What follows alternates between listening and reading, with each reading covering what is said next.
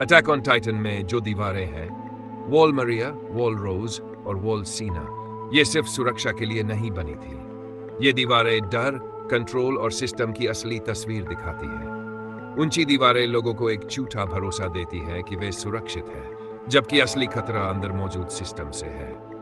इन दीवारों के भीतर भी एक क्लास सिस्टम है। वॉल सीना में अमीर और ताकतवर लोग रहते हैं, जबकि बाहरी हिस्सों में लोग गरीबी, संघर्ष और खौफ में जीते हैं।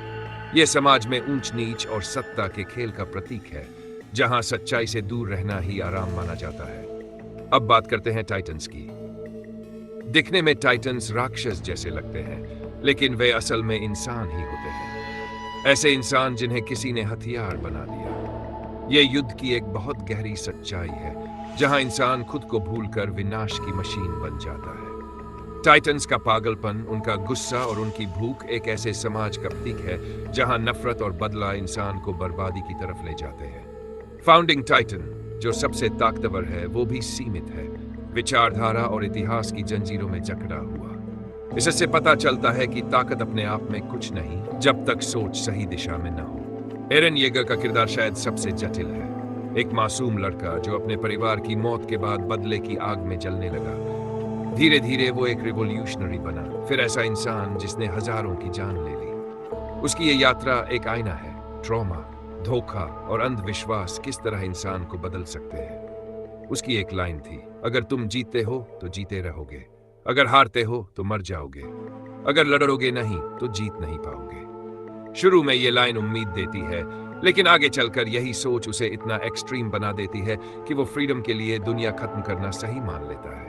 उसके लिए आजादी मतलब था सब कुछ मिटा देना ताकि नया कुछ बन सके। लेकिन क्या ऐसा सोचना सही है?